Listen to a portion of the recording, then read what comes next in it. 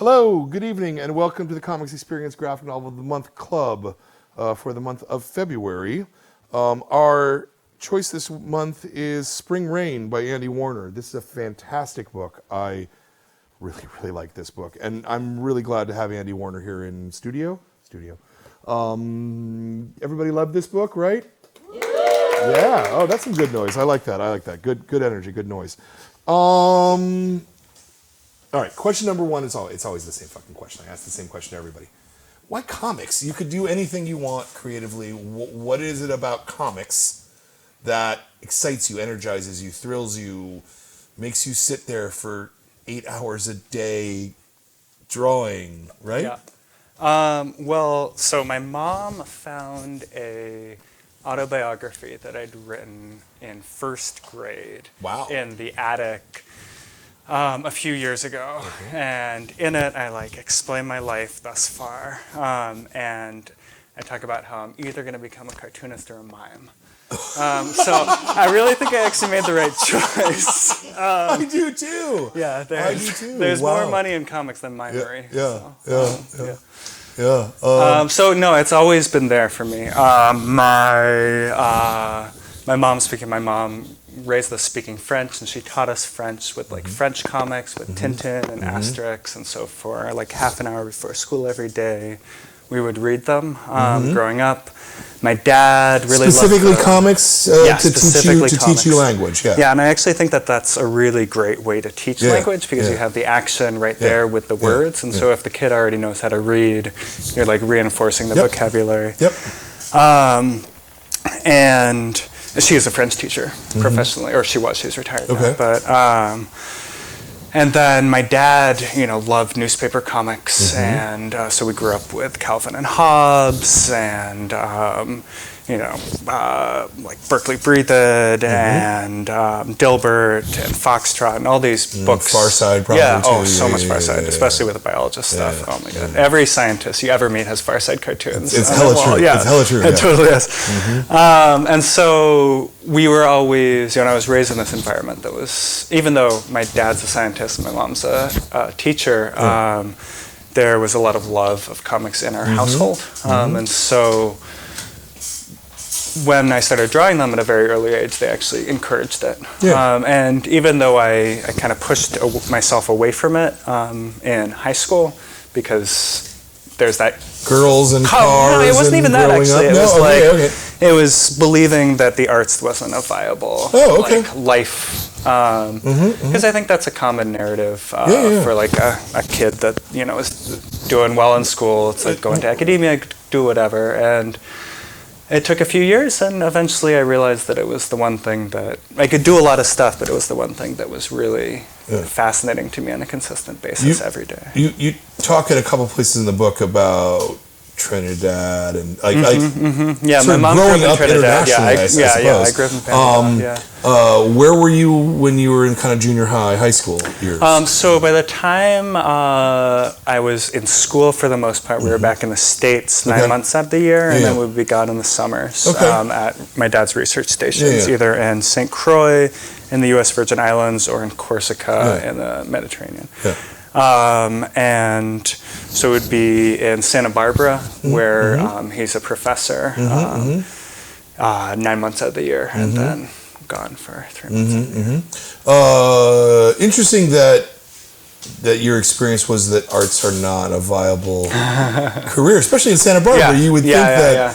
Well, also too, my mom worked as a scientific illustrator for a little while, before I was born, when they were living in Panama, but I don't know. My grandma was a sculptor. It shouldn't have been a thing that I convinced myself of. But I don't know.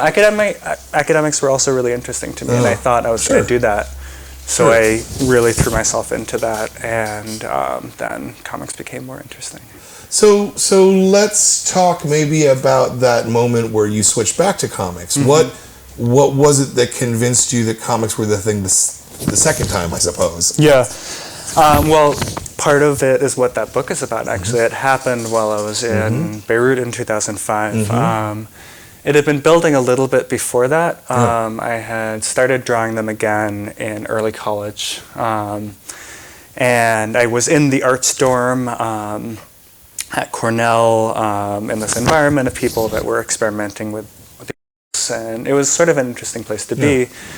And I wondered if I wanted to start drawing more, and so I bought pens, got paper. I think an ex-girlfriend gave me some pens, and I just started doing it. And then I had this experience when I was in Lebanon in 2005, and I was really isolated for the first time in my life. I was living alone for the first time. I was a foreigner in a country that was experiencing a profound political crisis, and so the society itself was sort of discombobulated, and I found refuge, I guess, or found mania, something, in artistic output. And so I was just drawing constantly.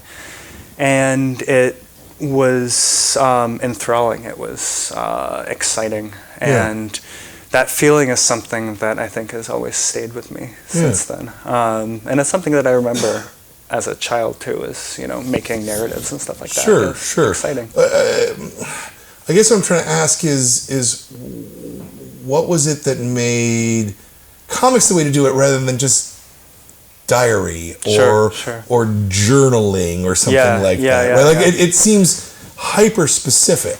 Well, diaries and journaling, which I also sometimes engage in, although not all the time, are a very private form, and I think comics are a form of storytelling, and I've always liked storytelling. I played D&D as a kid, and then I went on to play other role-playing games. I made video games when I was a kid. I got into these communities where we were making our own graphics and creating our own custom games and stuff like that. So I think this urge to make public stories has always been with me, and comics was the language that I learned early on to do it, and then just sharpened until it worked. Nice. Let's maybe pivot to the presentation. Sure. You have a presentation of where the book came from, and then might make it easier to ask some of the questions. Yeah. Jordan, we cool with that? Yeah. All right. Very good. Awesome. So this is just going to be a maybe 10-minute thing about the background of the book, my history with the country, with Lebanon and Beirut, and then the actual process that went into making a memoir comic about a manic break. So next slide. So before this, before I wrote this book, I was mainly known for still nonfiction. Nonfiction comics are what I do, and what I sort of figured out I was good at doing. We can talk about that later. But my first book, Brief Histories of Everyday Objects, was object histories, all told very humorously about the most boring things I could think of. This Land is My Land was stories I could tell about utopias and human ambition and things like that. And so writing a really dark memoir about revolution and mental illness and occasional drug use was kind of a big pivot. So I kind of want to explain how I got there. So next slide. So in 2005, I went to Beirut for the first time as a study abroad student to study Lebanese literature. I was an undergrad at the time, and it was a decision that not an enormous amount of thought had actually gone into. I was kind of deciding between Cairo and Beirut, and I ended up going to Beirut, and that decision changed my life. Next slide. So being abroad at that time as an American then was an interesting experience because it was so much in the immediate wake of the Iraq War. It was 2005. The Iraq War had only happened in 2003. And this is an event that I think as Americans we still don't really have the full ability to wrap our heads around the profound effect that it had on the region. Rippling out from everything into ISIS to destabilization in Egypt, wherever. I mean, there's it is this generational event. And so it was the early days of that. And I think being abroad as an American in the Middle East is always an interesting thing because the history of our nation and of that region are so profoundly and deeply intertwined because of our politics and the political choices that we've made and we've been party to and that have been made in our name. Next slide. So I was studying abroad at the American University of Beirut there, and within about, I think it was 2 weeks or so of being there, an enormous car bomb went off that basically leveled an entire city block, killing the former prime minister of Lebanon, Rafik Hariri, who was this kind of really interesting figure in Lebanese politics because he was an oligarch. He had, in this post-conflict zone, come into the country with an enormous amount of money that he'd made in Saudi Arabia doing construction, and controlled the political process and the economic and political recovery, basically, from this terrible 15-year civil war, and profited personally immensely from it, while also rebuilding the city and the country. And so he's this very polarizing figure that a lot of people have a lot of opinions about, and was killed in the street 2 weeks after I get there. Next slide. So immediately everybody blamed it on the Syrians because for complicated political reasons that we could either get into here or you could read the book. I try to give at least a little bit of sense to it. And basically what resulted was this early harbinger of political sentiment that would eventually become the Arab Spring, and then later, even, and I'll talk about this at the end of the slideshow, the political uprisings this year of this sort of sentiment of revolution in the streets of the Arab world, of this younger generation that were connected by social media, at the time text messages, and it was enormous. At one point, a quarter of the country was out in the streets protesting the Syrian presence in the country. The Syrian army had occupied the country and controlled the political process there, lock, stock, and barrel, since the end of the Civil War in the 1990s. Next slide. And it worked. The Syrians withdrew. But at the same time as this was all going on, this sort of profound, enormous political event in this country that I was a stranger in, I was also beginning to experience the contours of what built to be the biggest mental health crisis of my life.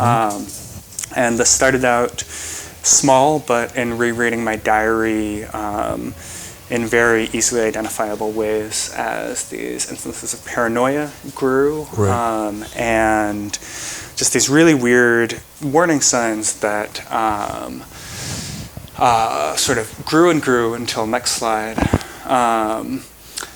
things sort of began to spiral out for me personally as I became involved with more and more drugs, and sort of generally questionable decisions until finally, next slide, I experienced a near suicide attempt. I don't really know entirely how to categorize it in retrospect, but it's something that's haunted me since then. And this book is kind of an attempt to create a reckoning with that and also with the country that it happened in. Next slide.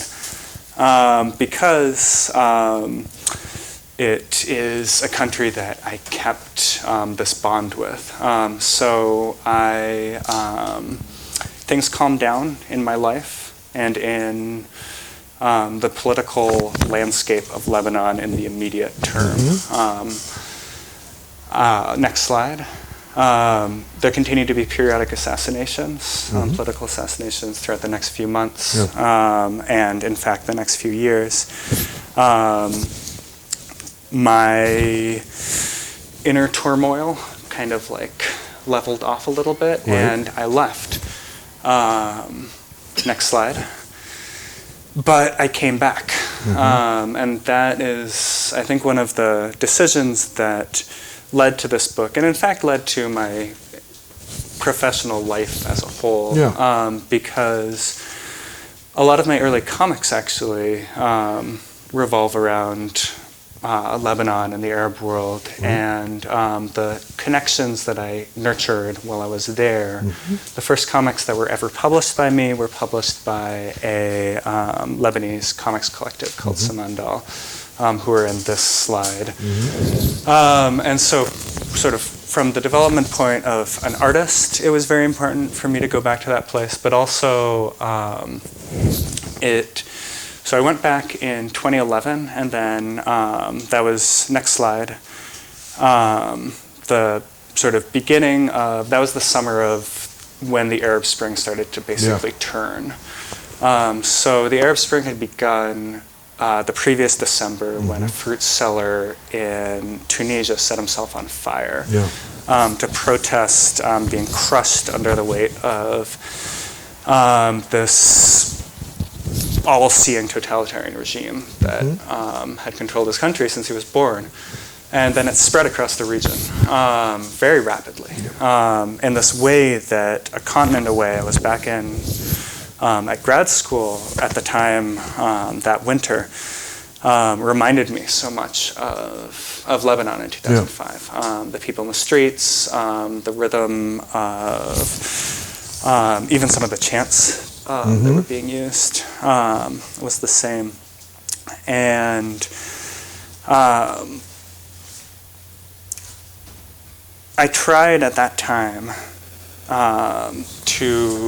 so at that time in 2011, that summer, it was when sort of the Syrian war was starting to begin to turn dark. It was beginning to turn from the Syrian uprising to the Syrian civil war. And so that was the first time that I tried to make this experience into a comic. And I created this comic, next slide. Sorry, before I get to that, next slide. I became involved with this Beirut comics collective called Samandal, who are amazing, fantastic. You should look up their work. They became famous early on for publishing trilingually in French, English, and Arabic, and you have to flip the books as you read them.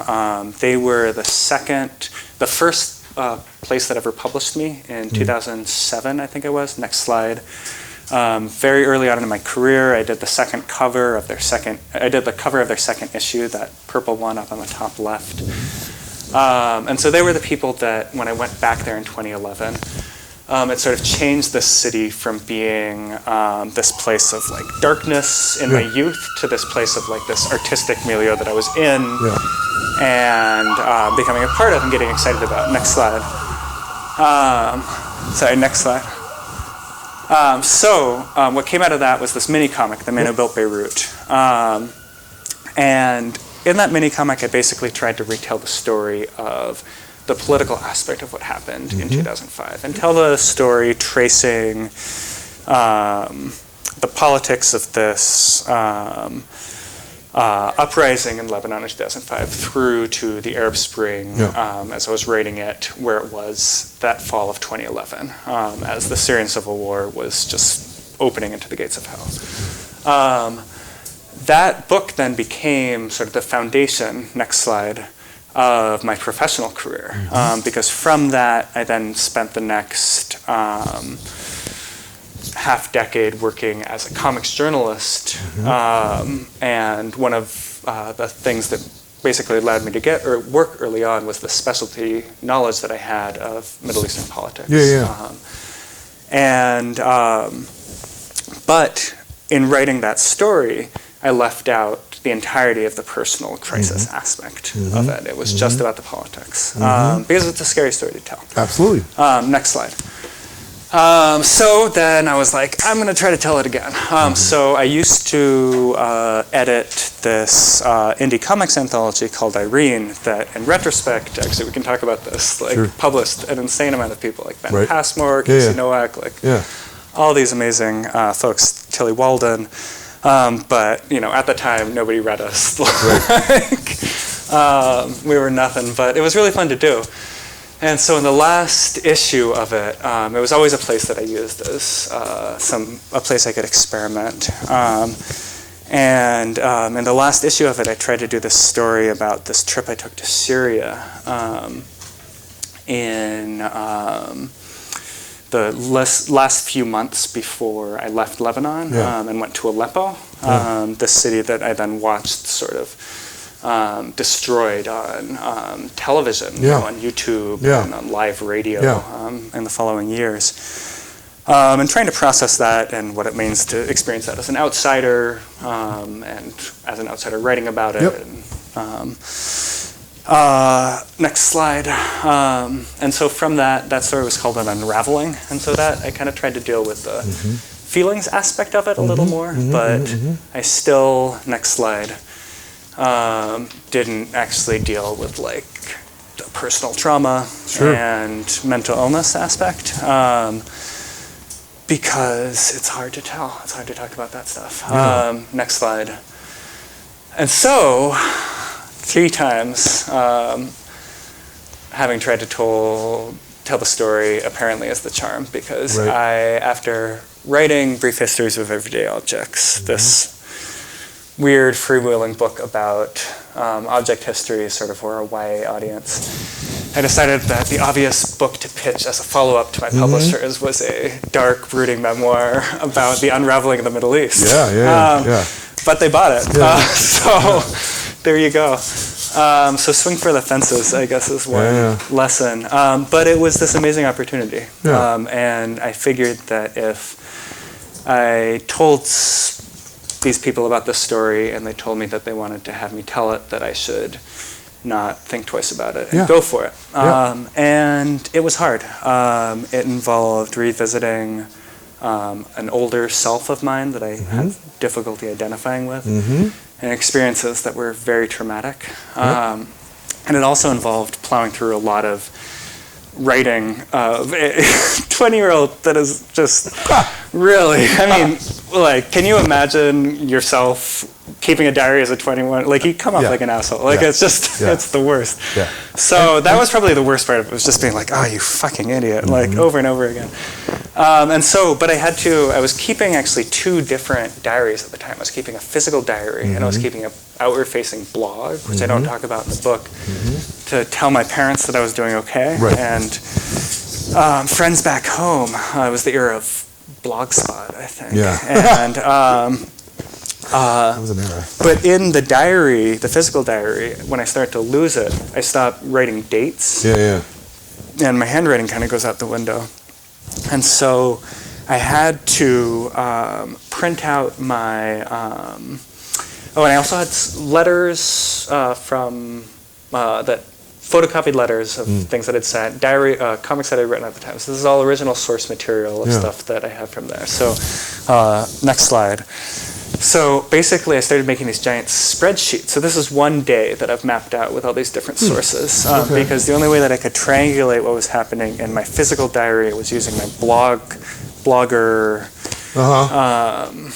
thing that would be talking about the political situation. So the columns are the different So sources. this is so your own sources, but they're different sources. So on the far left is the day of the week. Then second from left is the date.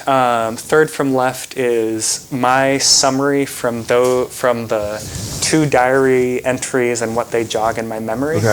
And what I see is salient to the plot. So that's me taking notes on it. Then the next one is the physical diary, and then the one after that is the Blogspot one, and then the one after that I think is I had like a little tape recorder that I briefly used. That was awful. Never record yourself. But it gave me a lot of material that I had to plow through, and so that was how I pieced this book back together, because I was a pretty unreliable narrator, and I try to talk to that in the book. The difficulty of trying to write any memoir, I think, is always pretty subjective, and but especially memoir about a point in your life when maybe not writing things that are to be trusted. But anyway, so next slide. Also, I had to go through a bunch of old family photos, which that was actually fun. So this is us growing up in Panama, digging through all the different weird places that I spent my childhood. Roll next slide. And then, so I took all those things, all those spreadsheets, etc., and I wrote this annotated script that Luke remembers for these probably. I brought in a couple of these to my classes whenever I teach, to show my students the way that I write with scripts, because I will write the script out. So I write scripts first, and then I go through with a highlighter, and one highlighter says cut and the other says reword. Okay. And then I do that, then I do a thumbnail draft, then it's off to the races. So slide. And then I draw it, and I actually end this book as I'm writing it. So I visited the country last in 2017, and the book ends with that visit. And by that point, I had gotten the book contract, and I was in the thick of writing it, and kind of had the privilege to like go back there and deal with this echo one more time. Slide. And that's how I made this crazy book. But I would like to say one more thing before I end the slideshow while I have you.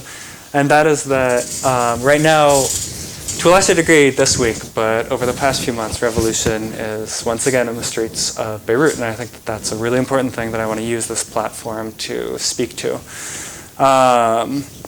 Especially, slide, friends of mine, artists who are Lebanese and who are drawing their own revolution as they see it from their own perspective in the streets of their own city. So this is Lina Khaibe, a fantastic cartoonist doing a comic about taking your kids to protest. Slide. This is Yazan Al-Sadi and Omar Khouri. Also fantastic cartoonist. Sadi is a writer, and Omar Khouri is the artist on this one, but he also writes as well, and he comes out of Samandal, that publishing collective. And I actually edited this comic at the Nib. This appeared for the 100th day anniversary of the Lebanese protests, which passed, I think, in late January. So I'm doing whatever I can to support them. They grind it out in the face of... Send us, if you can, URLs, because we can run them. That would be great. When we put it up publicly, and get this a little wider. Fantastic. So, all right. So now I'll just turn it over to... I think the last slide on this is just the book cover again. Is it? Is it? It's empty. Great. Empty. There you go. Yay! Right, okay. That's a lot to unpack.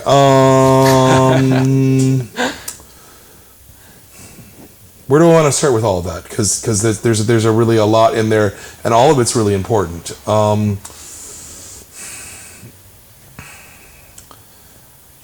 It's scary to present yourself in a raw way, and to present dealing with how you are with different cultures, and dealing with suicidal thoughts and things like that.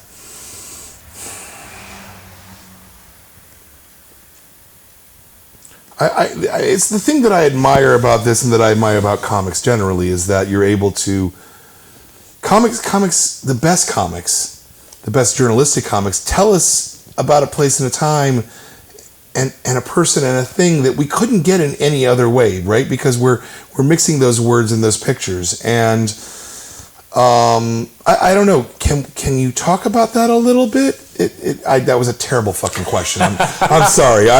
Just because that was a really intense. No, it's cool. Yeah, it's cool. Yeah. I do think actually that. So I mean, just speaking to comics journalism, because that's a world that I come out of, and this is. I think that the influence of Sacco is very clear in this. Like he blurred my book, which was one of the most important experiences of my life, because reading Palestine when I was in high school, changed me profoundly.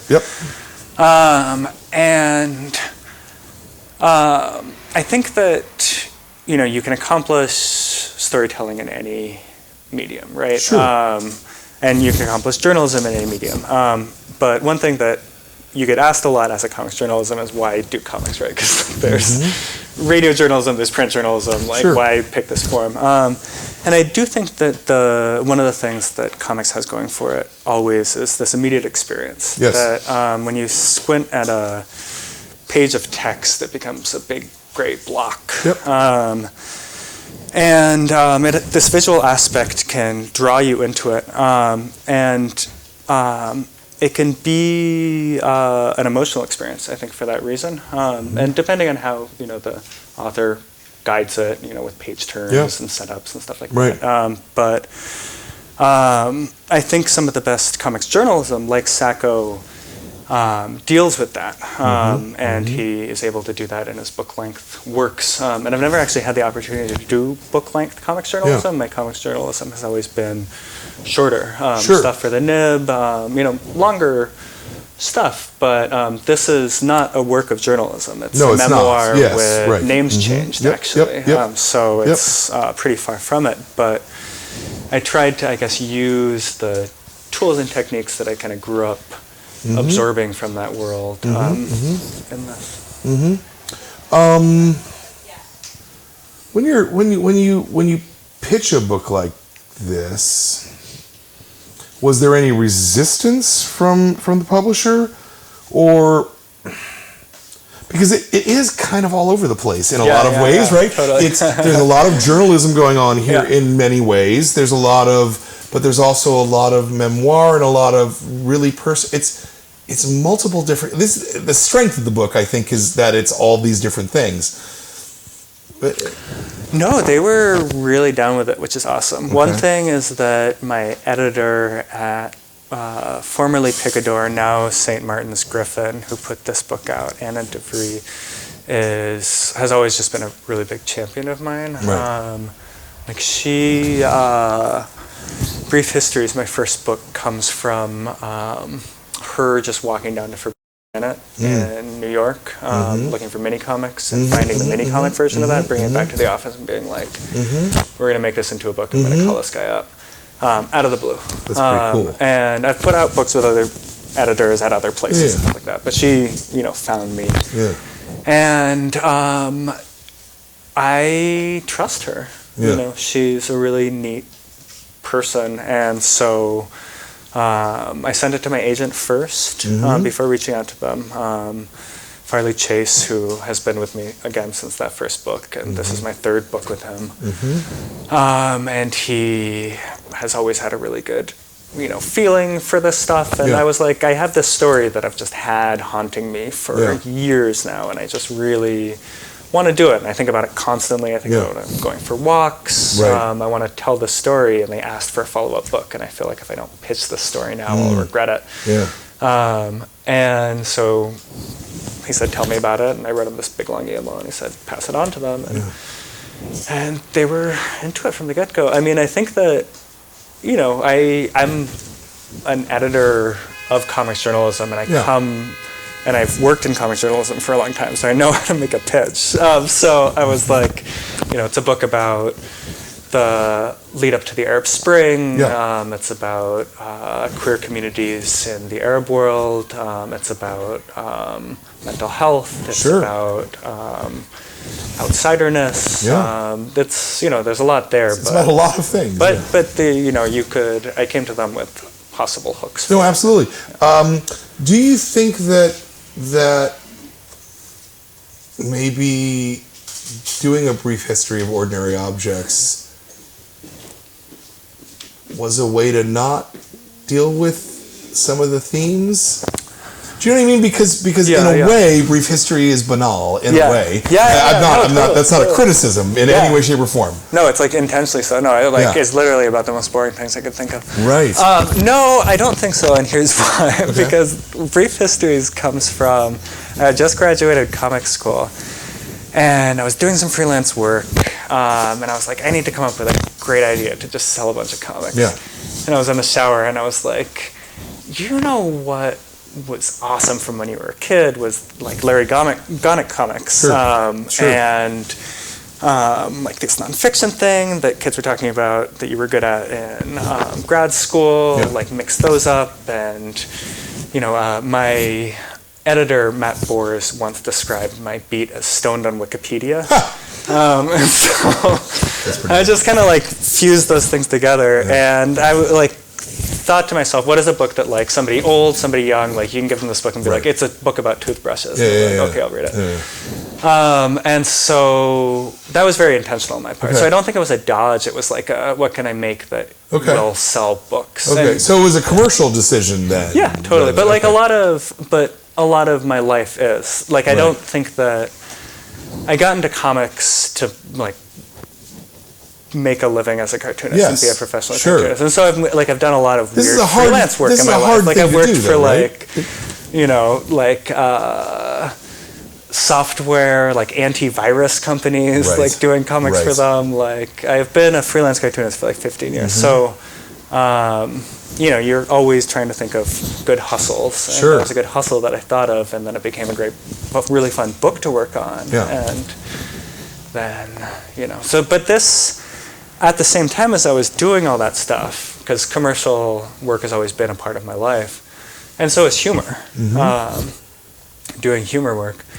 I was also editing Irene that whole time and doing a lot of serious stories in Irene, and I did this trilogy that I later collected as a mini comic called When We Were Kids that I think I probably sold with you consignment that actually tells a couple stories that reappear in this book as like fake, even more fake versions, through completely fictionalized characters. So I was working out stuff in those stories too. And doing public work dealing with trauma, it just wasn't attaching my actual name to it. There's we're talking about commerciality. 15 years ago, there was certainly a lot less commerciality than there is today, right? Totally, like the market has actually changed. That it rules. That this is viable now. It's truly viable to do something like this. Let's talk a little about sort of those early days and getting to the point of viability. I mean, how did you... That hustle, man. That hustle of going around and trying to sell your books in individual stores, right? That's a weird fucking thing, ain't it? How much money did I make from like selling my books here? Probably like, I don't know, at the most like $100 or $2, over the course of a few years, and that's like spread out over. But on the other hand, selling those mini comics, like one of those mini comics in one store, like got me brief histories. Like another one that was published online is where This Land Is My Land came from. This book came out of The Man Who Built Beirut, which started off as a mini comic. So, like, there's a lot of years of the hustle, but there's not a lot of years of wasted work. Sure. And I don't think, especially if you're trying to have a career in the arts, there's almost no such thing as wasted work, because you're just like always moving forward and learning from what doesn't work, what does work, trying to figure out what you want, what people want from you. When you did that initial hustle, obviously I'm still doing that. And yes, sorry. You never stop. No, you never stop. You never stop. But I wonder about those early days when you're. I mean, obviously, there's comic shops in the Bay Area that are quality comic shops, and we all know which ones are the good ones. Did you go into the? I don't want to say not good ones, because they're all, everybody who puts their time and energy into this is good. But like the ones who are more superhero focused, right? Not that much. I mean, I would go to the ones that were more indie friendly locally, wherever I was. And then you'd buy through Tony Shenton. Is he still around? He is, but Tony, it's not an easy... From my side of things, it's not an easy thing to deal with 1,000 different suppliers, right? Totally, It's different when you walk in the door and like, I've got this great comic, and like, I can actually see, this is a fucking great comic. Let's do it, But then also, like, I worked for many, many years really hard on the convention circuit. And still, I mean, I took like 3 years off to, have twins with my wife, and travel less, but I'm going to more conventions this year, and did last year. But I used to go to like half a dozen to a dozen every year. And that's fun. I mean, that's like an amazing aspect of the industry. Yeah, of course. This whole traveling. I guess one of the reasons I'm asking this question though is because hopefully this interview will last for all time. It'll be up on the internet. God, people will look at it, and so how do you balance your time? Yeah. As a person who's trying to make things and then produce them and then get them out to stores, probably 80% of which are hostile, or maybe not hostile, maybe not hostile, but or even into independent bookstores and things like that. I mean, like, what's your advice there for a creator who's looking at this in the future? Like, how do I do that hustle and yet still do my work? Yeah? I mean, I think that, so consignment's never going to be the main pillar of anybody's thing. I think consignment can be a good way to like keep your name in your local community, basically. I do think conventions actually are important. Okay. And I think that if you do conventions and you figure them out, you can make it not a money-losing venture too. You can even make money on them. Sure. And then they're this way to travel all around the country and stay excited about the forum and see all your friends and experiment, see like what people are buying at conventions of your mini comics. Like I would put out a mini comic or two every year.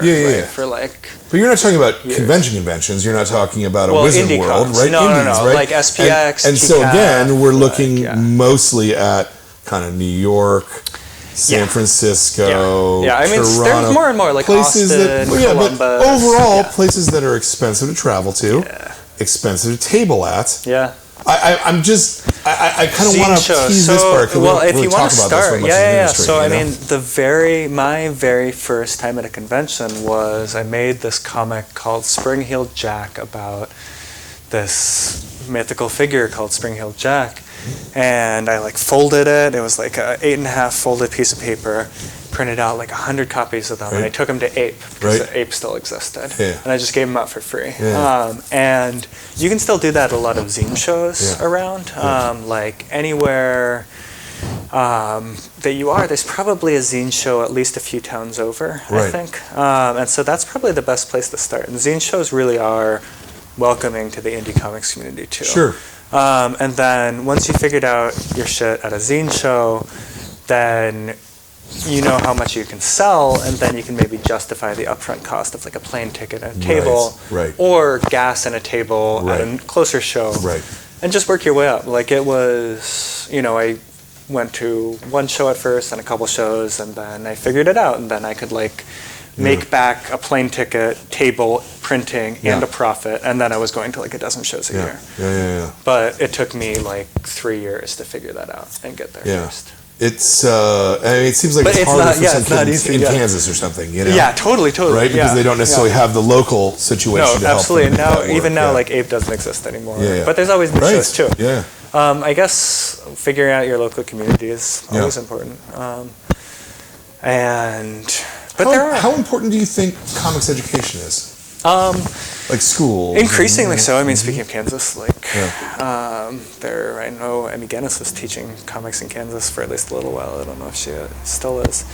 But comics have really undergone like a entry into academia in the last decade and a half, kind of starting out maybe with my grad school, the Center for Cartoon Studies, but then spreading all across the country. There's MFA programs here. There's CCA. Nick Suzanis' program at State. But then there's also comics classes all over the place. I teach at Stanford. I teach at the comics, the animation workshop in Denmark. I'm going there next week for that. And that's done two things. I mean, one is that it's actually provided, I think, a similar thing to what it provided to writers, that is for a lot of cartoonists, like faculty positions at places that is interesting. Absolutely. I don't do that, actually. I teach just part-time. I teach like every other year, basically. I mainly do books and journalism work, but it provides that avenue. And then also, I think whenever anything enters into the academy, like a critical language develops around it. Very much so. People are exposed to it more. How styles can develop, but I don't know. I think it's an exciting thing. There are times that I wonder if we're not selling people a bill of goods, because it's clearly not that, right? But when I think about the number of professional comics programs in the country, and there's 20 to 30 minimum people being graduated from like expensive fucking programs, right? Yeah, totally. And I wonder how many of these people can actually make a living from comics, right? I think that's always a not great just the question. hack it part, but like there's not as many opportunities as the people wanting to make money off, money, right? I mean, hack it, I mean also in the sense of like, you might be the best cartoonist in the world, but if you have to like work 2 jobs to pay to make your own dream book because you can't get a big enough advance from the indie publisher, then like maybe you're not going to draw comics for very long. I mean, even your own book. I mean, I don't know if it was this one. Yeah, I live in a garret room. No, I work in a garret room. I work in a garret room. No, but still, right? Like it's just, there's I almost feel sometimes that comics are for the young. Yeah, I don't know actually, because like one thing that actually going to the Center for Cartoon Studies and having this academic class of cartoonists still around and exposed to younger people that I think is great is that it exposes cartoonists to people like Jason Lutz or Linda Barry, or like anybody teaching at the CCA program here, like Matt Slater, like all these people that like have normal lives and they're like older professionals and they're also great cartoonists. Comics will break your heart. Well, sure, but everything will break your heart. Yeah, I mean, being an accountant will break your heart too. I guess. Like it can be a really hard and punishing life, like any life in the arts can be. I would say nonfiction actually is like a little bit of a different world, and that's true in like fiction, nonfiction, both in prose and comics for some reason. Like there's a lot more paying gigs in nonfiction than there are in fiction, and so my experience of being a professional in comics is very different from somebody that is like mainly writing fiction whose work is getting published by like Koyama and like all these like amazing smaller indie presses. It's just like a different, like in a similar way that like nonfiction essayists, like it's easier to get a job like writing journalism and writing essays than writing, short fiction stories. The same is true. Comics are incredibly labor intensive though, Oh my God, yes. How I mean, roughly how long would you say? Now, obviously there's a lot of thought, right? But the actual execution, the physical drawing, the doing the work.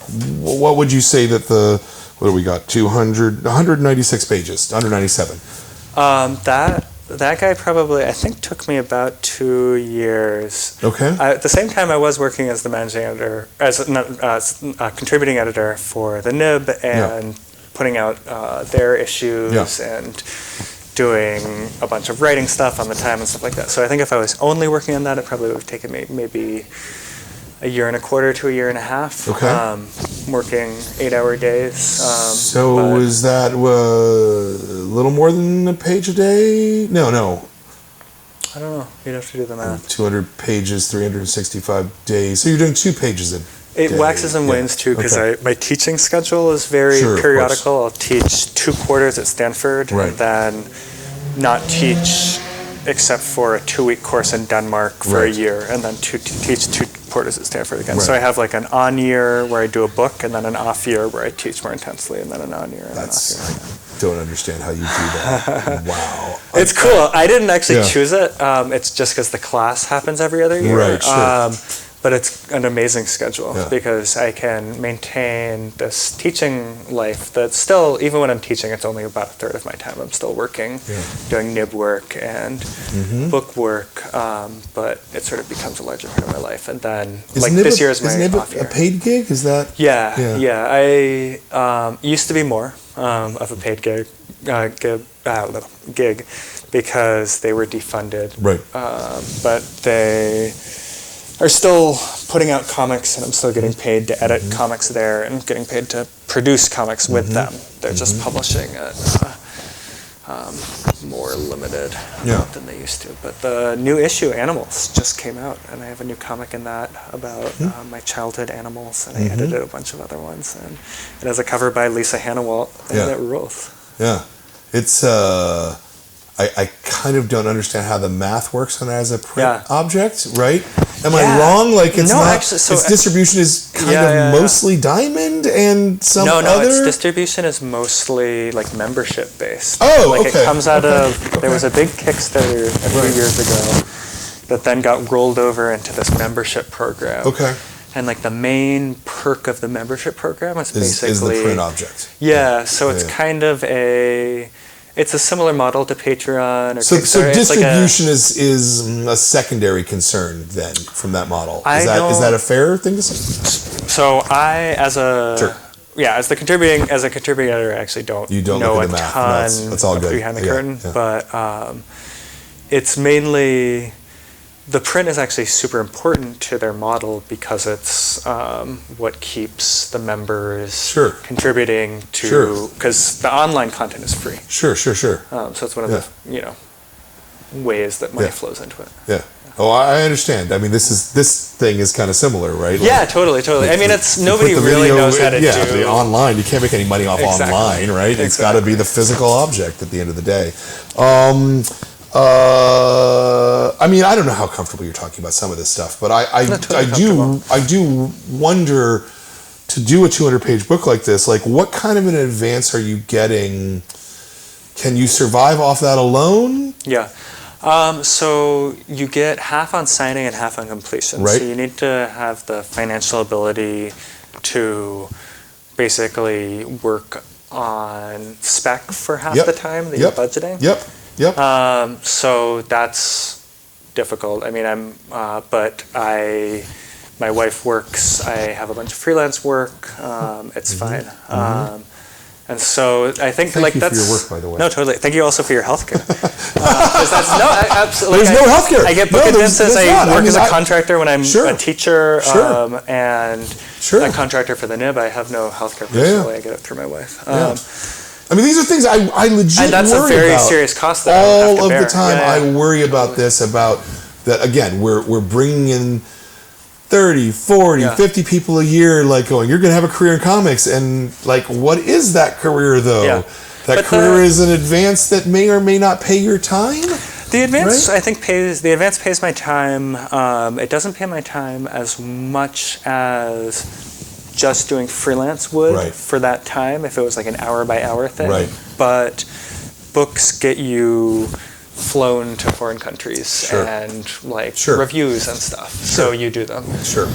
So there's like a certain professional calculation that you make. That's why I never am only doing books or only doing freelance. I'm always doing kind of a mixture to make a little more money from the freelance side, make a little less money from the book side. But the book advance was significant enough that it was, I could have done it. But the hard thing is that division. So that's where having a partner with a steadier income. Actually. Do you think that you need to have multiple skills other than just being a goddamn good cartoonist? Thank you. Right? To make it as a cartoonist, right? Like, you also have to have a math brain somewhere in there, right? My math brain is really business bad. brain or something, business right? Brain, sure, yeah. I mean, I think you have to be really nice, too. I think that really helps. And I say that as an editor, too, as somebody that, is paid to also deal with cartoonists. But I think that what got me my professional career in the early days, I was working as a freelancer for like Slate and things like that, doing comics journalism about the early days of the Arab uprisings in 2011. People kept giving me more work because I turned in my work on time and I was nice and easy to correspond with. And they would like tell me this. And so this is one of the things that I try to impress upon my students over and over again. It's such a simple thing, but honestly, the competition, a lot of people aren't. Like a lot of people are assholes. And they don't turn in their work on time. Oh, I am. Seriously. And so if you do those two things, like you might get a call back. And then, a lot of it is luck, a lot of it is privilege. But it's... How much of it is relationships, though? A ton of it is that. I mean, I went to grad school, and that got me relationships for sure. And that was part of the reason why I did. So I went to the Center for Cartoon Studies to become a better cartoonist. But it also, gave me this professional network that I still lean on to this day. So you would say then that the cartoon education is legit important? For me, Yeah. not for everybody. Yeah. And I think that that's everybody's choice to make. I Sure. think that there's, there was like a weird discussion a while back where old timers were kind of getting grumpy about like the new comic schools and being like, I came up through the school of hard knocks, you can't teach comics, you're just ripping people off. And fair enough, but like if people want to give it that shot, like that was actually probably the best professional decision of my life. I was working as a graphic designer. It was 2 years into the Great Recession. My professional career was going nowhere, and I went to comic school and became a much better cartoonist, and also figured out that I was good at nonfiction, which then shaped me profoundly. Here's a really stupid question. Did at any point you ever think about mainstream comics work? No. No. Yeah, okay. I thought, so I went to grad school. I could see your Spider-Man picture. I could actually kind of see it in my head, I went to grad school thinking I was going to do horror comics. I really liked horror manga, which you can kind of see some of them there. And I loved Steve Bissette. So like he's a teacher there, so I was like super pumped about that. And I still love monsters, but I just realized I was way better at sort of pop sci explanations of political violence in the Middle East than about like. I love that actually. I love that. What's your general view of the future of comics? Boy, that's a really fucking broad question, ain't it? I mean, I'm optimistic as much as I'm optimistic about anything. I think that publishing in general is in a very weird place as new media, as sort of like the money tide recedes from new media, right? Which has to do with the NIB getting defunded. Like there's a few other places, and I think we'll probably start to see that in publishing and the comics publishing too. But also, it's an incredibly exciting place to be. Like people that I came up with, I'm 36 years old. People that I came up with that I was publishing in Irene when we were all kids are like winning all the cool awards. And like the NIB is kicking ass, and comics journalism is at this amazing golden place that I couldn't even have imagined it would be when I first started really doing it in 2011, 2012, and I was, every convention that I went to had a panel that was like, what is comics journalism? And I was like, okay, the same talk for the eighth time. So yeah, I'm optimistic, but the world might light on fire and burn and turn to ash. Well, there's that. I'm trying to. Also, one thing that's really cool about comics, actually, that I want to talk to just please, from the perspective of an educator, because I see a lot of the young people that are coming up making comics, is that the people that are coming up in my classes right now are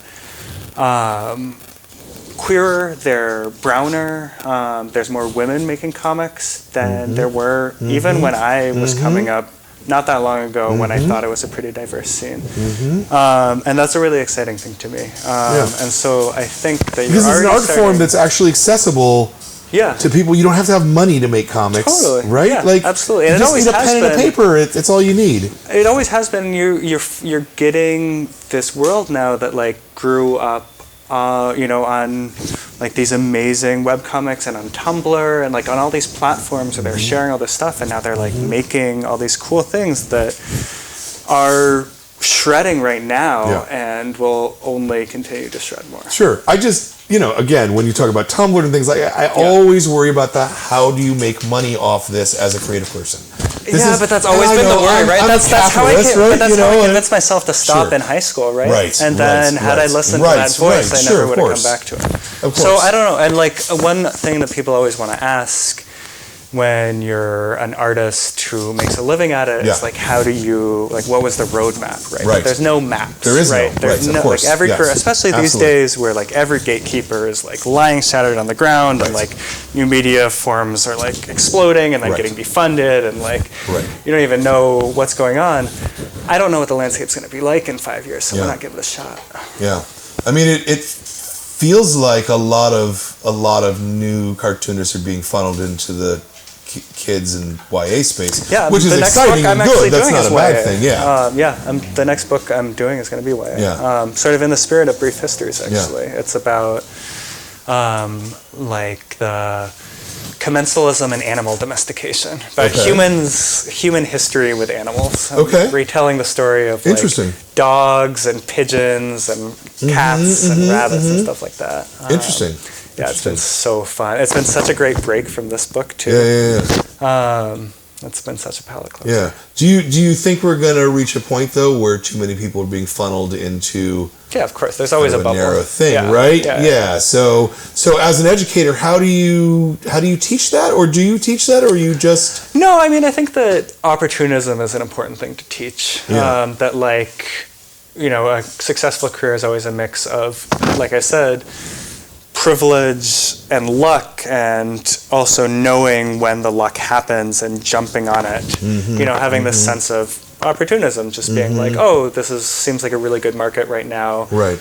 They want me to work in this market, and the advance is double the last advance I got. Right. That seems like something you should probably do. Sure. Make hay while the sun shines, and then eventually the bubble bursts, and then everybody starts throwing out their stuff. Yeah. I don't know. Everybody was doing like Adventure Time promos for a while. No, I know. I just cartoonists are mercenaries. Yeah. That's one thing we have. No, it's all true. I just I'm optimistic in all ways, and I'm also like, oh my God, are all these kids going like in a way, because most of the cartoonists that I order are in their 20s, right? And in your 20s, you're an idiot, right? Like you don't know what's going on. James Sturm, who founded the school I went to, once said, I forget whether it was to me or a classmate of mine, a career in the arts is a war of attrition.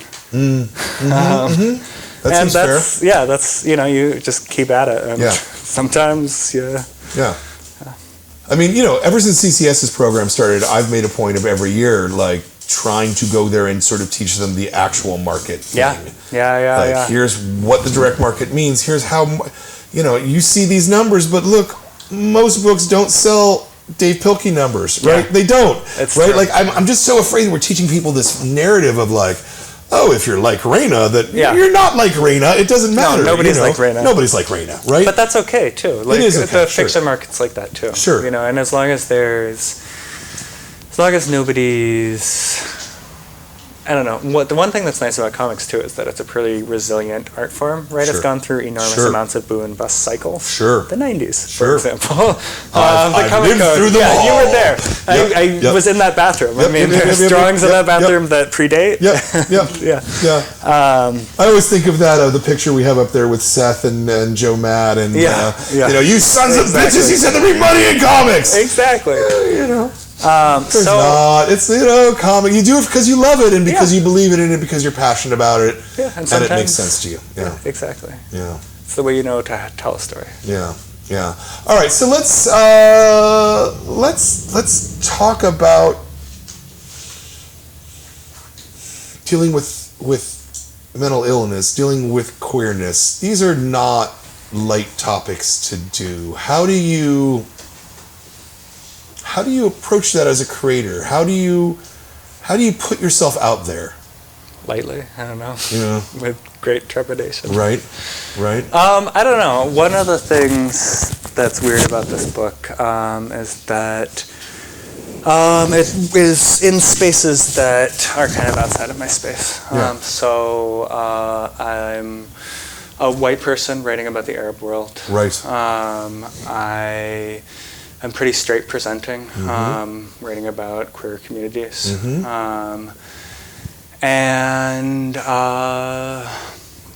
don't know. It's that's an uncomfortable place, but I showed the book to friends a lot and talked to people and was very open to their feedback and tried to step lightly, I guess. And also recognize the privilege afforded to me moving in those spaces and make it more than just another book about some white kids study abroad. Sure. And so what was the reaction to people? And Yeah. also like, not that I would ever think that people aren't being honest, but are people able to be honest? I hope so. Yeah. I mean, yeah, I think so. At least the friends have been honest to me about it that have told me that I've fucked up in other situations in comics, in that context. And so I think so. And I hope that anybody that I was close with that thought I did fuck up would feel comfortable telling me that I did. But I don't know. You do, like I said, I had, telling this story was important enough to me to do that. And I don't want to in any way cast myself as having taken a great chance to write a mass market book as a white guy writing about brown people, because I think that's like, a pretty classic move. But yeah, I don't know, you just try your best. Yeah, I mean, it seems kind of scary to put yourself out there to talk about feeling suicidal, to talk about sexuality that's off of the mainstream or whatever the fuck that means, right? Like I don't know. I couldn't do it probably. Yeah. I mean, it took me a long time to get there.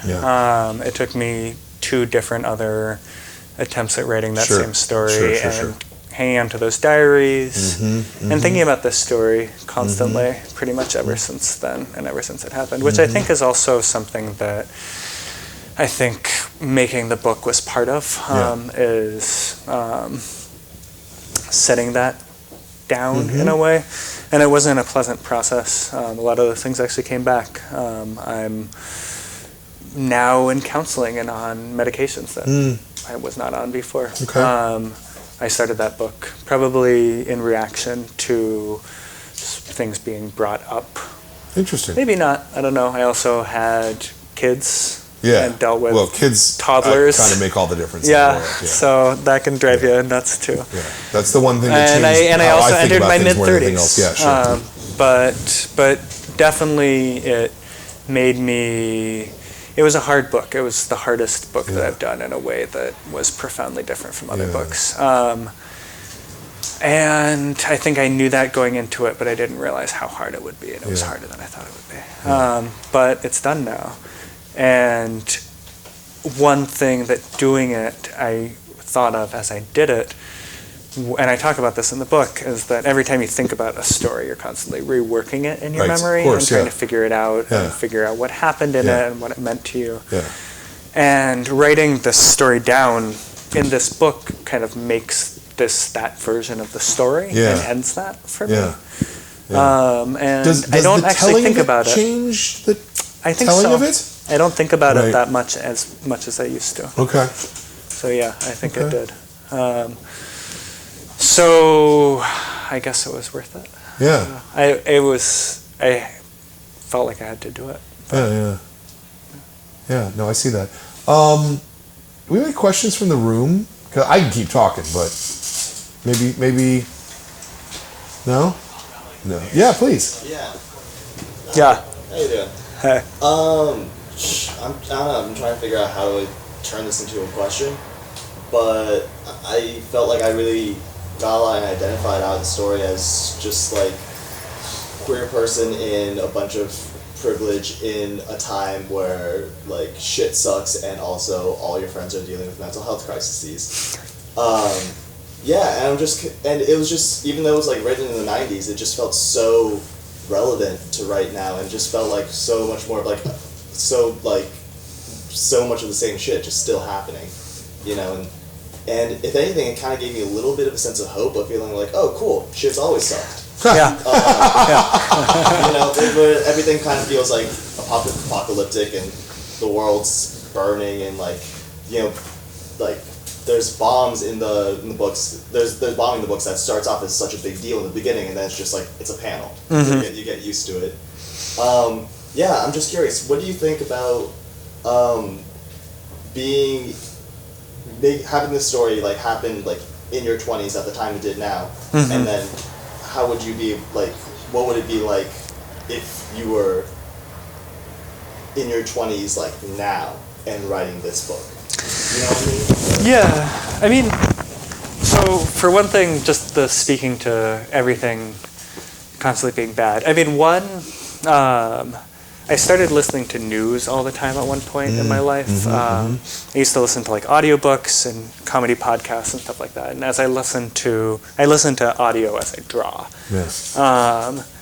And I think it was when I started working for the Nebula, so I had to keep like my finger on the pulse or whatever.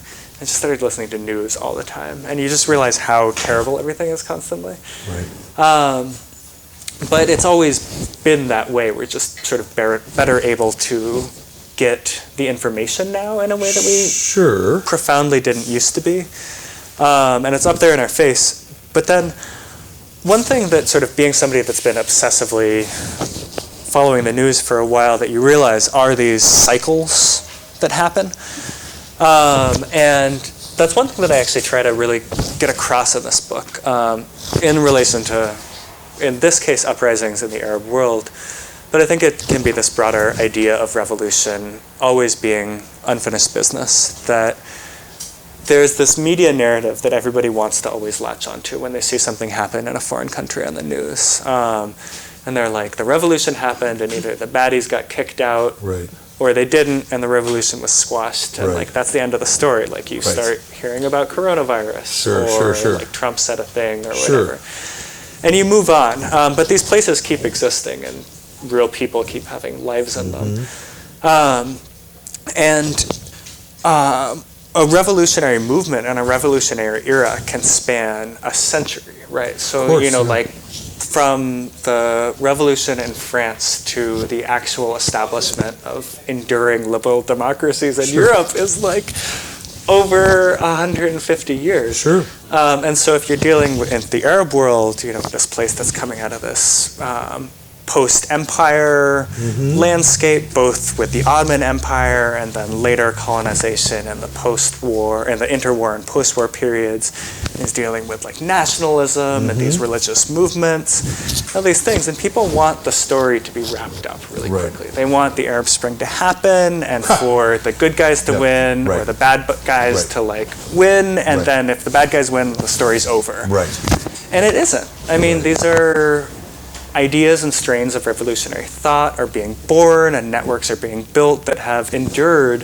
I hope that I've done some work showing that they've endured at least since 2005, but before then, I mean, it's this incredibly complicated region with this nuanced history that's sort of reckoning with itself. And and it's not just each individual country and place there, but they're all intertwined.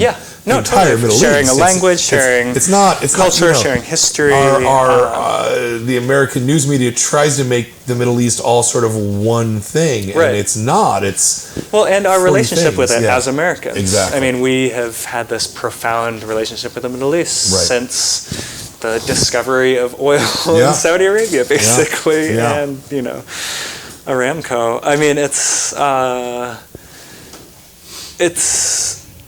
a history that is you can just sort of dip into and try to show an era of, and that's what I tried to do here. But I think trying to find answers in it and conclusions from it is kind of impossible for the next 50 years. Like, nobody knows how these movements will shake out, whether people will see these revolutionary movements of this decade as ultimately successful or not. Is this the difference between news and journalism? I don't know. I think that... I mean, because it seems to me that news is all about trying to keep your attention so they can sell you commercials in a way, right? Whereas journalism is getting to the roots and the causes of things. I don't know. I guess so. I mean, journalism is a career, right? So I do act as a journalist. But you can also just follow things. I mean, that's also history, right? Like, at what point does it become the work of a historian? I think that it's just always more complicated than the news broadcast will have you believe. I had a big argument with somebody about this once at an academic conference. They were like, it's always more simple than they'll have you believe. And I was like, I will go to my grave dying telling people that it's even the simplest thing anything, is you really start digging into it. when you look at America right now, do you think that we could have revolution here? I mean, it depends on what you mean by revolution. Do I think that we could probably have the establishment of like the social democratic welfare state that pretty much everybody else figured out like half a century ago? Right. Yeah, probably. Do I also think that at some point the American state will crumble into something else? Right. Yes. Yeah. I don't know when either of those two things will happen. Yeah. Yeah. Sometimes it seems like tomorrow. Sometimes it seems like never. Yeah. I wonder. Yeah. I wonder because I don't know if they'll be intertwined too. Yeah. Right. Miles, please. Yeah, speaking of domestic issues, I couldn't help but just feel while reading this, well, obviously there isn't violence in the streets here like, Yeah. during the revolution in Lebanon. But it just seems like in the parts where it's still and you're just waiting to happen, and we have the Senate basically saying the president's above the law, the president's saying I am the law. Sure. And it seems like we're heading in a very authoritarian direction. Do you think like there's any sort of parallels there between what's going on now and what's Yeah. going on in Beirut? I think there's enormous parallels. I think that one of the most important things you can always do as a human is to try to project yourself into what other humans are feeling in other places. So the family that like fled Aleppo, it is in the refugee camps in like Idlib right now, being bombed by Assad, probably didn't think when they had kids in the 80s that the society that they knew and loved and that they thought was stable and that they could trust would crumble, that it would fall apart, that it would unravel. And that something else far more horrible would appear in its place. And so I think that that's always something that's really important to remember. And that, your grandparents that lived through World War II, their great-grandparents didn't see that coming. You don't know what's ever going to come, though. So it could be good, it could be bad. But I think that it's a huge privilege to be able to think that won't happen here. And I think that it's always a falsehood. That stillness, just waiting for something to happen, that's what it feels like right now. Yeah, I mean, I try at the end, I talk about Occupy coming and going the same year that the Arab uprisings were happening in 2011. I think that we're always a little less insulated from the movement of the world as we'd like to believe. But Occupy did go, is the thing, and it feels like it's gone to me right now. I don't know. Who's the front runner in the Democratic? Oh, well, that's fair. I'm just saying, that's fair enough, but there are minutes that I think, why aren't people in the street right now? Sure. People should be in the street, And But one thing about history... I'm not in the street, so... But one thing about history is you never know where... revolutionary moments and moments of occupation, they're not always, they don't always lead to... revolution, moments of uprising, stuff like that can have these effects and these consequences that you can never predict, including, this current weird political American moment. I really do think that Occupy has had a profound effect on American politics, even if it, kind of fizzled out in this weird way. I don't know. I think that you also really, it's always going to be hard to talk about what those effects are until a couple decades later. Sure, absolutely. That's why I envy my cousin, the historian. Right, yeah. All right, let's pivot to craft a little bit. Yeah. How do you work? What pen and paper? Mm-mm. All digital. All digital, okay. Yeah. These days on an iPad, running Sidecar. Okay. So I'm mirroring my screen from a computer, but I've worked just on the iPad too, using Procreate. Usually I use Adobe Photoshop, which I learned when I was 14 to make video games. And has been my so you've always worked digital? No, I was so I used to work using pen and paper, but then in 2007 I was biking and I was struck by a motorcycle. And it shattered my drawing arm in 3 places, and I have pins in there, and up there. Wow. And so I was working as a graphic designer at the time, still drawing comics, but either way, my arm was my work. Sure. And so I learned how to use a drawing pad because I could just zoom in and draw with my left hand at like 1,000%, really slowly. Right. And then I was like, there's an undo button, and that was it. My life was changed. So you prefer it? Yeah, too. no, Not- man. not just- I never not even just from fucking a- sketch. okay. Yeah, I don't even. I'll doodle. Sometimes I draw monsters. I doodle monsters when I'm bored. But I don't even like sketch real life stuff. I just draw it digitally. Interesting. So I sit in front of an iPad all day. Do And you- my computer, I have 2 screens. So Do you think there's an advantage a or nice disadvantage other than like the physicality of paper and the physicality of I mean, I get the total joy of going, oh, take this panel, move it over here, but No, I mean, I've been doing it since 2007, like pretty it's been a long exclusively time. since then. Sure. Yeah. Whatever, like, connection I had to the real world has been lost in a sea of pixels. I will say, I mean, I don't poo-poo like traditional tools at all. Sure. Like, some of my best friends in comics still draw them the old way. Yeah. How many steps do you go through?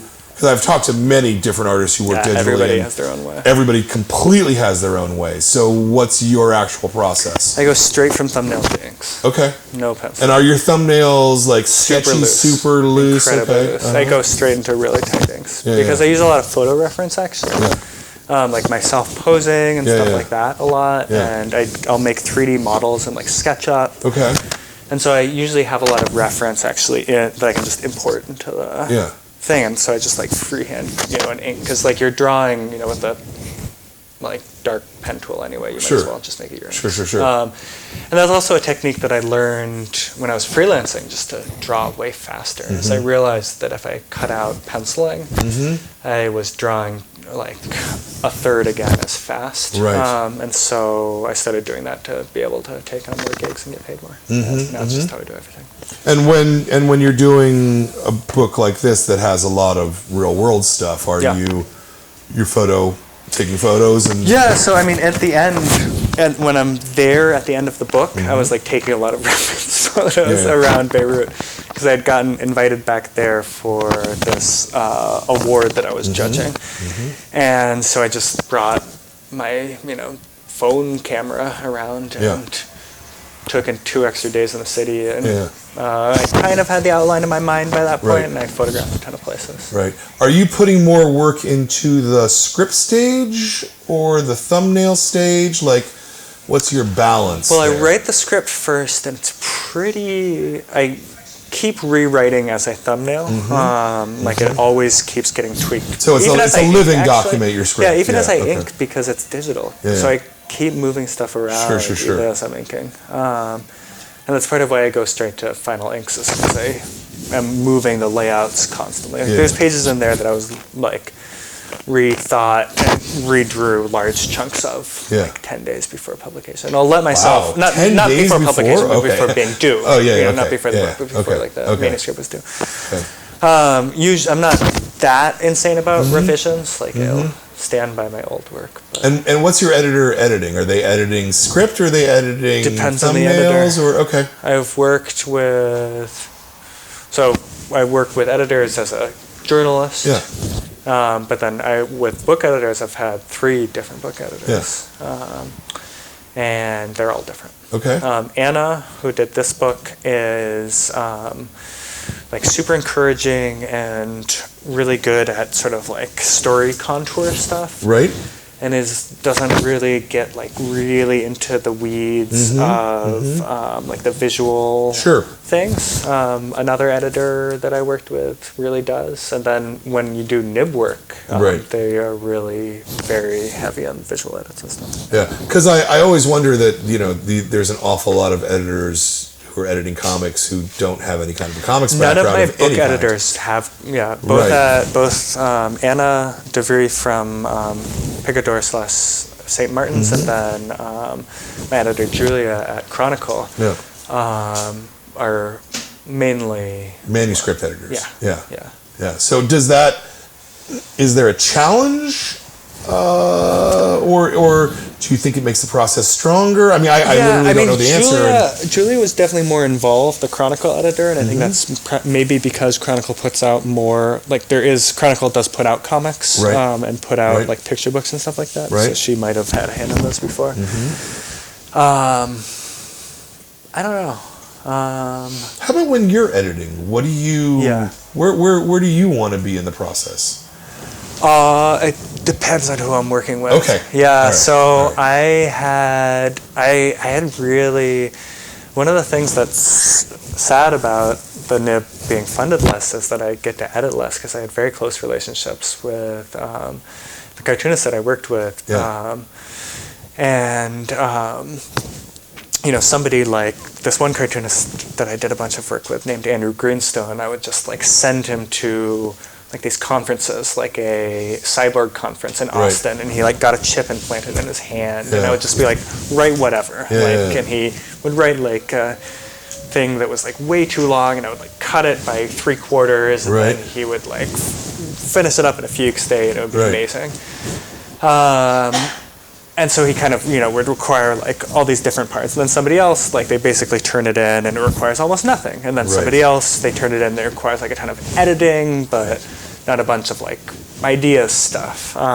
And so there's you get to know your people basically. There's not a way to make comics, right? And there's not even like I write comics too, and I also I've both worked as a writer and an artist for other people. So I've kind of been on all sides, an editor, writer, artist, and writer, artist. And everybody works differently, I think. It's amazing to me, though, because I don't see other media that work like that. I mean, prose looks like there's a pretty path, and filmmaking, it looks like there's a path, and I think filmmaking is constrained by its tools. Yeah, sure. And also by its like viewing, by like the way in which it's viewed, right? So it's like either consumed on like a screen, like on a screen, or in like a theater, like it's a passive medium, right?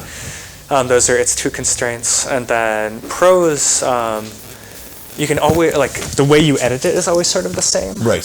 Whereas the way you edit comics can't be sort of the same because the beast is always going to be different. I think that's why it's like so weird to edit and deal with, is because it's more unconstrained by its tools than film is. But I've interviewed like almost 150 cartoonists at this point, and I don't think I've ever gotten the same answer. Two people telling me the same. You know, even just how do they do thumbnails? You know, it's amazing to me that comics are so idiosyncratic and so much. It's one of the things I love about them. Totally. Your lettering. Is this is a font that is it from your own handwriting? Yeah, this guy. Yeah, I actually made it a while ago. I need to fix it up.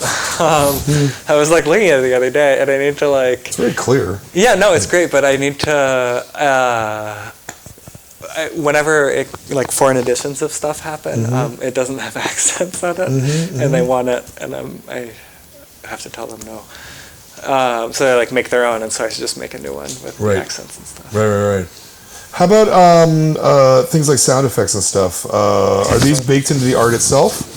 Yeah, but on a separate layer, so that when it gets translated, so you can take that vroom and But vroom is the same in every language, isn't it? Yeah, but I mean, my books have been translated to like Chinese and Korean and stuff like that. So you don't have room.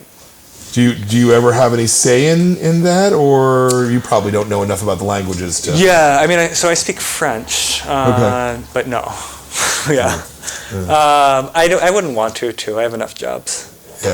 Like if somebody wants to publish one of my books in like a foreign language, I am deeply honored and excited by that, and that's basically where it stops for me. And I like want a copy of it, and I'll give copies of that book to friends of mine or acquaintances that like speak that language as like a funny thing that I can do.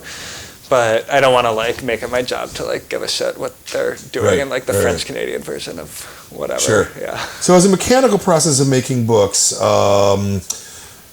Do you thumbnail out the whole thing and then pencil out the whole thing and then letter the whole thing and then tone the whole thing, or I thumbnail, then ink. Thumbnail and then the lettering, because it's all digital, is like in the thumbnails. Okay. So it's right there. So Okay. actually, from an early, Okay. it's all there, and then I ink, and then I gray tone. Okay. After that. Do you do the whole book sort of page 1 to page X, or are you doing it? I jump around. Okay. Yeah, each different time I do it differently. Cool. Okay. And each time there's like sort of a method to it, but it's mostly random. I'll like do parts when I'm tired that I think are going to be easy. I'll do parts that are like big when I'm ambitious. Yeah. And then I'll do parts that are just interesting to me. Also, sometimes people want to publish like excerpts of things. Sure, so you like work on getting something to polish. Yeah. And then you end up with this like weird sort of galaxy of different finished pages. And then I'll get excited about like finishing this sequence. And so I'll finish like a 10 block page sequence, and I'll get excited about that. And because I'm kind of like tweaking and fiddling with it as this happens, I'll realize I need to rewrite this, and I'll go back and stuff like that. Do you hit a thing where you're like, oh, I don't want to tone those 15 pages? Or whatever. That was just an example. Yeah. I always wish that I had more time for things. Okay. But I also have more things that I want to do, so I want to be done with things. Right. So those are the two impulses I think that like govern the tension in my professional life, is that I like have more stuff that I want to be doing, so I take on a bunch of stuff. And then I don't have enough time, and then I get stressed out. But it's not like I don't want to like gray tone those 15 pages. It's just that like I then have to do like a project about coral reefs for like some fucking NGO, I thought that I would have this, and then my kid got the flu, and then like it's like that's the thing. So there's no part of comics that is drudgery? No, not really. I mean, like there's different parts. Every part has its own challenges, and there's low points with anything. And I think with any career, there's low points. Right. And I think that pretending like a career in the arts doesn't have difficulty to it is dumb. Sure. In fact, I think the act of creation itself is kind of bipolar. Like when you're doing something this long, you have these periods where you're like excited about it, then you have periods where you hate it, and it's like tearing you apart, and it's like really difficult to work on. Then you have these like manic, like it's like the one thing that keeps you going, and you're like chasing it. But the nice thing about comics is that each individual page is so incredibly complicated, because you're dealing with like I have 80 different things you're balancing on it, from the design of it to the wording to the tone to the craft of it. You can kind of always be like fiddling with it and honing it. So you just start doing that. You know, you like switch off when it gets too existentially doom and gloom to start drawing some fun stuff again. As a cartoonist wife, is there anything that you observe from the outside in his process, one way or the other? You can say no. I'm totally calling you out. I know I shouldn't do that. I just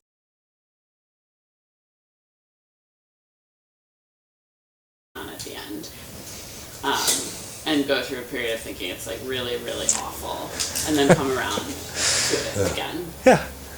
And then gradually stop caring about it. Right. Like the funny thing about any book is that it comes out like 6 months after you've finished working on it. So I kind of had my existential crisis about this like a long time ago. Sure. Well, and so that's actually a really interesting question between doing something like this and working on the Nib, where I assume that the deadlines are a whole fucking lot closer to publication. Than the Nib, right? Like a week later. Yeah, sometimes days. Days later, the next day. Yeah.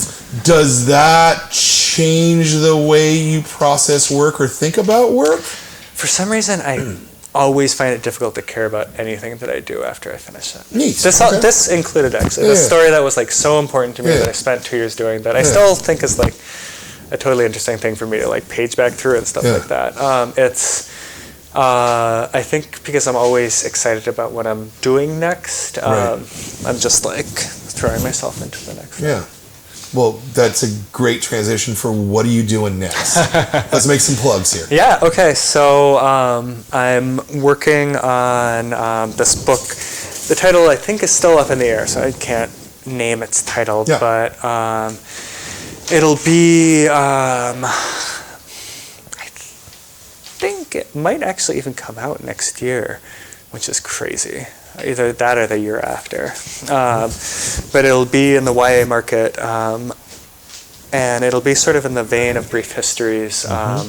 These little pocket histories about animals and about humans and our relationship with animals, and trying to tell histories of humans and of technology and culture through domestication and pests, basically. So everything from raccoons to rabbits to mice to cows.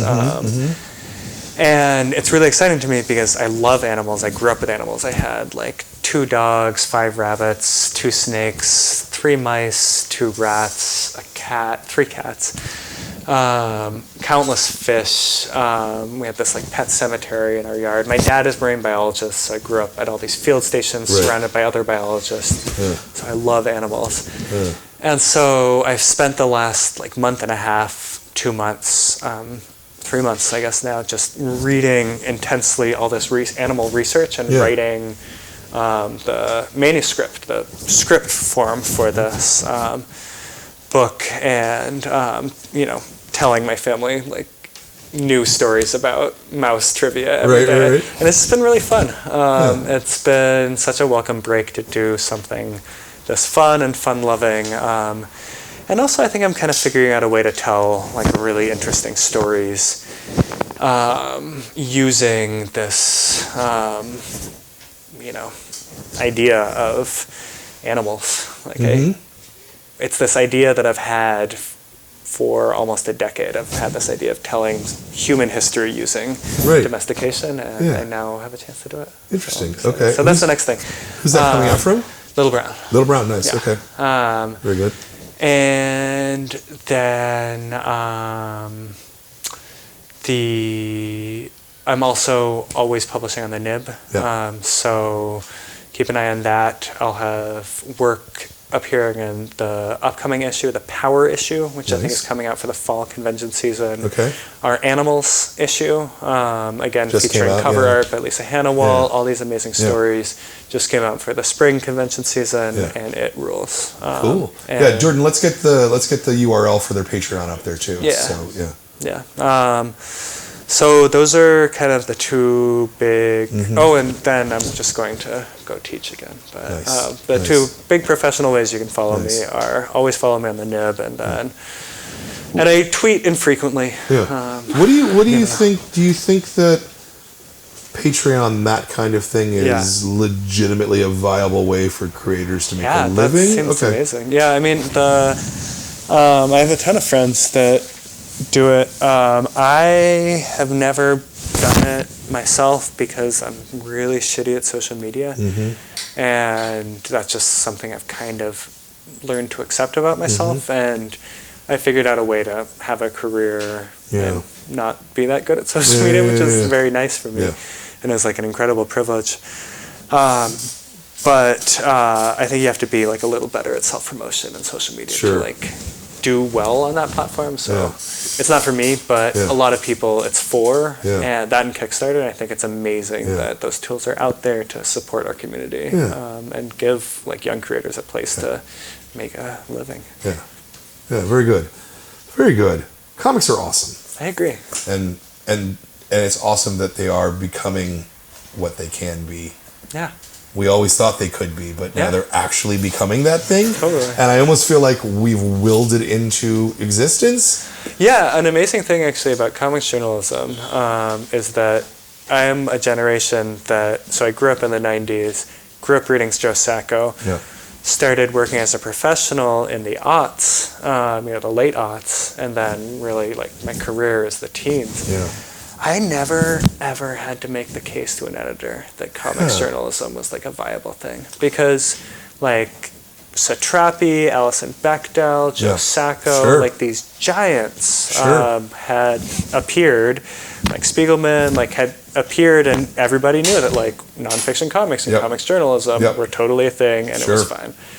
And so I just had to like talk to editors and pitch stuff, and that privilege is huge. Like just the trailblazing that happened just 10, 15 years ago. No, I know. I opened in '89, and I feel like most of my life has been trying to explain to people why it's even slightly valid. Yeah, you know? totally. But now we're finally catching up, and so that's fantastic. Hey, this was a great book. This really was. It on the scope of it, on the just on everything. I really did love this book. And if you're watching this at home, if you want a good book to read that's going to teach you things about a different culture and teach you things about your own individual culture and where you are, and I cannot recommend this book enough. So that's this book. I want to thank you for coming out and talking to us about it. Next month, we go in a completely different way, and we have this will be our pick for next month, An Embarrassment of Witches. Oh, nice. And it's funny, and it's very, very, very, very, very different.